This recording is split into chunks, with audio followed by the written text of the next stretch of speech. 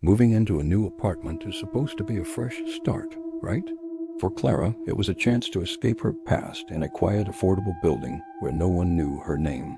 The place was old, sure, but the neighbors were silent and the manager didn't ask questions. It seemed perfect.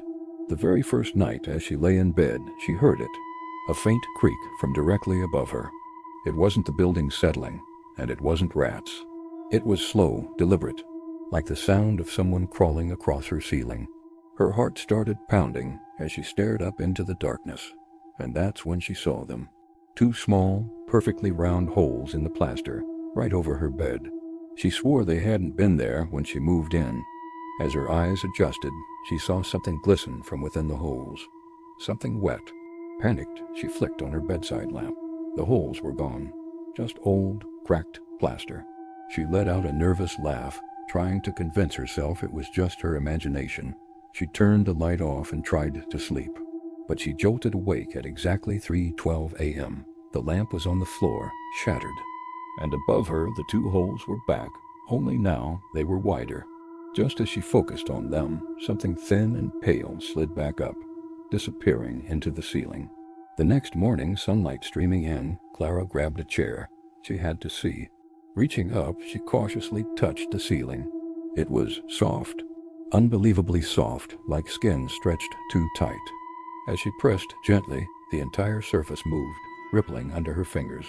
She screamed and tumbled backward off the chair, and from above she heard it, whispering. Dozens of muffled, hissing voices, all murmuring at once. Stay still. She'll go back to sleep. She didn't hesitate. She scrambled out of the apartment and sprinted to the landlord's office. It was empty, but on the desk sat a single yellowed folder with a label that read, Ceiling Unit Access. Her hands trembling, she opened it. Inside were stacks of old, grainy photographs of every apartment in the building. Each photo was taken from above, showing a tenant fast asleep in their bed. But in every single picture, the ceilings were gone.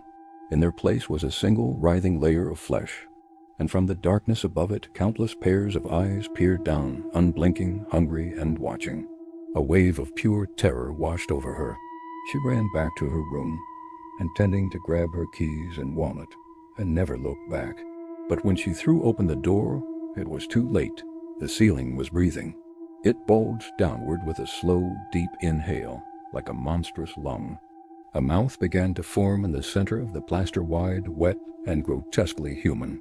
As Clara screamed, pale hands burst through the soft surface, grabbing her and dragging her upwards into the suffocating dark. The next month,